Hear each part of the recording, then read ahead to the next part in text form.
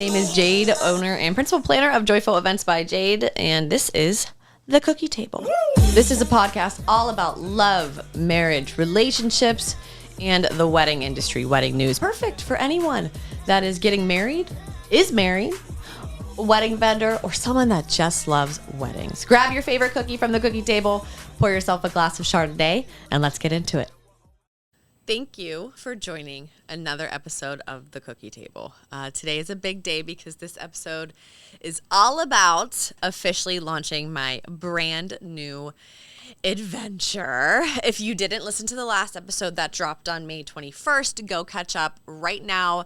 Come back to this one.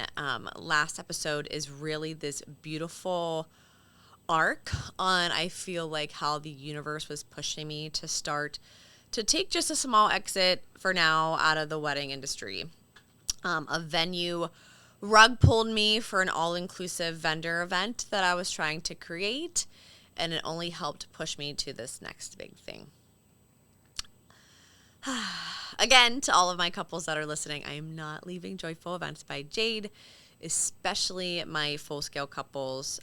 You have me. We are set. So moving into 2026, I just want to only focus on full-scale couples and some design couples, which I dove more into last episode as well. So again, feel free to go back and listen. What is this new business, you are probably wondering? Where did the inspiration come from? Well, that's what we're going to talk about today. After I take a sip of my coffee. It all started on a date night with my husband, Jason. I can actually tell you the exact date. I looked back on my family calendar.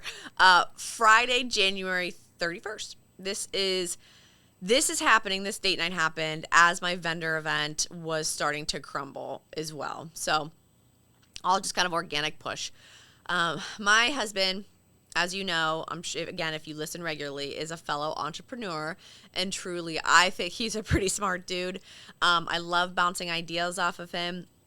He doesn't really step on my toes or get in my way too often, but brainstorming with him really, honestly, always brings out some great thoughts. We started our date night at Ball Venera on the Strip, and after a really lovely 2-hour-long dinner, we decided to scoot over somewhere else for another drink or two before heading home. I don't want to say where because what I'm about to say doesn't shine a really nice light on this space. But it was a Friday night. I remember it being about 8 p.m., so not even that late. We were at the bar. The place was dead.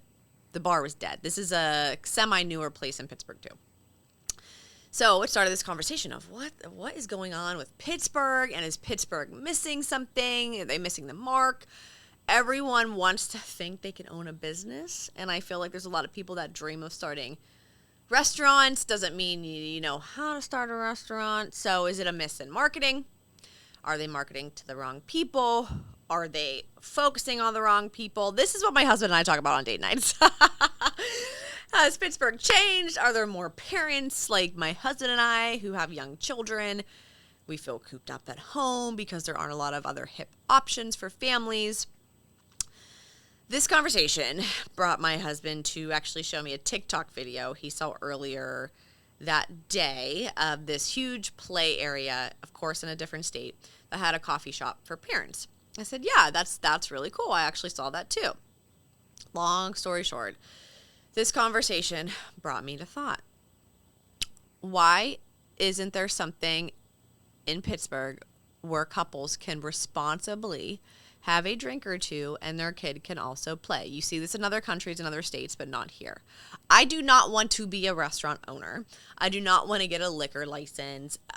I don't want any of that. So how can I take this thought and transform it into something that Pittsburgh doesn't really have, but it fits what I would be interested in doing?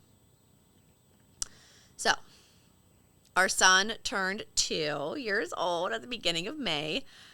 We decided to finally put him in semi-consistent daycare 3 times a week starting this past February. So he was 20 months old at the time.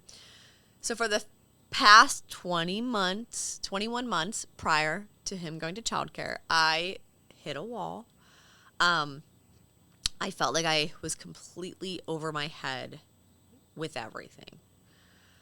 I could never get to my constantly growing to-do list. I couldn't keep up with the needs of our home.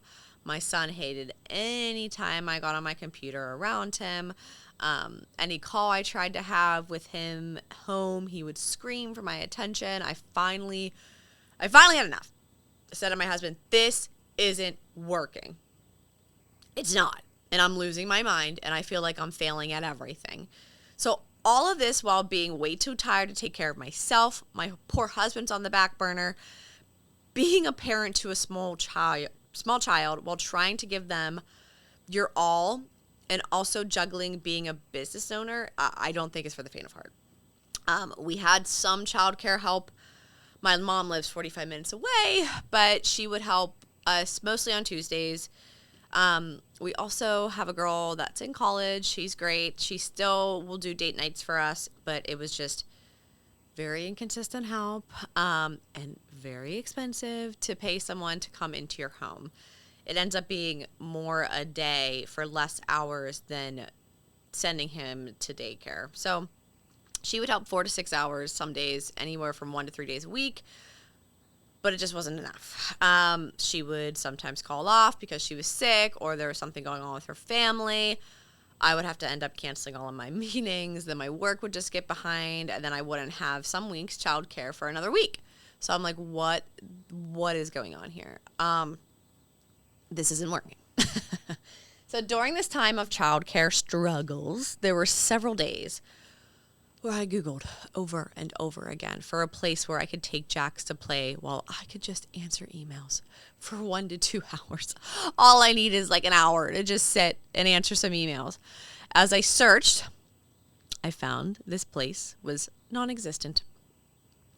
Fast forward back to my revelation, my January 31st conversation with my husband. I need to create a co-working space for parents or guardians where their children can play while they can work. And then some evenings, I want local wineries and breweries to come in for pop-ups to serve beverages while those kiddos continue to play. I sat on this thought for a few weeks, and the idea just would not exit my mind. It wouldn't go away. I casually searched for places that could work for this. Give it up to the supportive king in my house. My husband one day says, hey, I saw this place on Facebook Marketplace. I thought it would actually be really cool. Bingo. Set up a tour, and it's honestly so charming. The idea grew further. Let's make this a co-working space for parents. The kiddos can play in here. But then on the weekends, let's offer this as an event venue for showers, parties, even micro weddings, or just wedding ceremonies, because it is such a cool little space. It's perfect for it. I think so, obviously. I'm not someone to make rash decisions, so it had to feel right, and it feels right. The space feels right. But one of my biggest complaints that I see from local couples, like online, getting married, is having a hard time finding a place to just hold their wedding ceremony, especially if it's a smaller guest list. There's really just you can go to a couple churches if you want to. It's really hard because venues don't want to just sell the space for just a ceremony. Another complaint, but this one's mine, is how these small event spaces only give you the space for 4 hours to set up, clean up, and have an event. As a wedding planner, event planner, that is absolutely not enough time. You need preferably at least a 6-hour rental time frame, 2 hours to set up, 3 for the party, 1 to tear down. Literally. Even if this is for a birthday party, whatever. Rushing is the worst, and I have capped myself with setup so many times. I just wish 6 hours was the standard minimum offered, but it's not. So you're stuck adding on extra hours for more money. Now you're spending $800 for only a 4-hour rental because you don't want to make it $1,000. You're rushing to set up. It's frustrating. I'm over it, and it goes back to this industry being too impersonal, I think. So all of these personal frustrations, not being able to work with a baby, my business falling behind, my child was frustrated with me and bored staying in the house all the time. I was exhausted. But I didn't want to send my child to a daycare until he was at least 2. That was a personal preference of mine. For me and for my son, that's just what I wanted. I'm very grateful I was able to do that. I'm just not denying the fact that it was super fucking hard. It was so hard. And I can never just enjoy a damn glass of wine anywhere without my child being feral at a restaurant. We need to block him in a booth. He wants to run around. But he needs to run around. He's a toddler. So where can this happen? All these frustrations created something that my heart feels very attached to. So now I am taking the premise of the cookie table, again, the community and loved ones coming together for people that they love.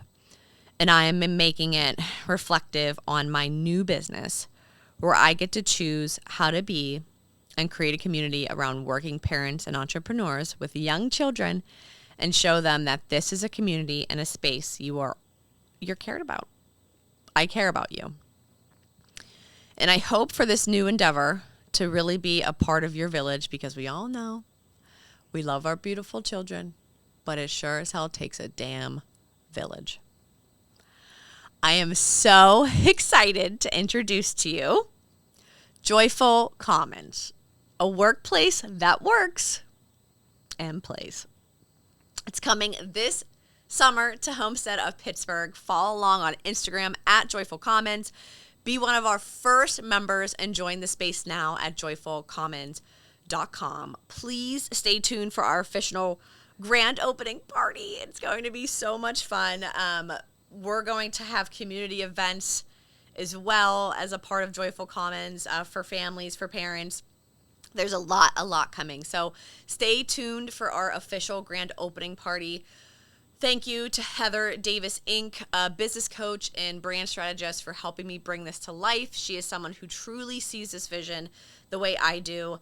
I cannot wait to share more with you and have my fellow entrepreneur parents be a part of this.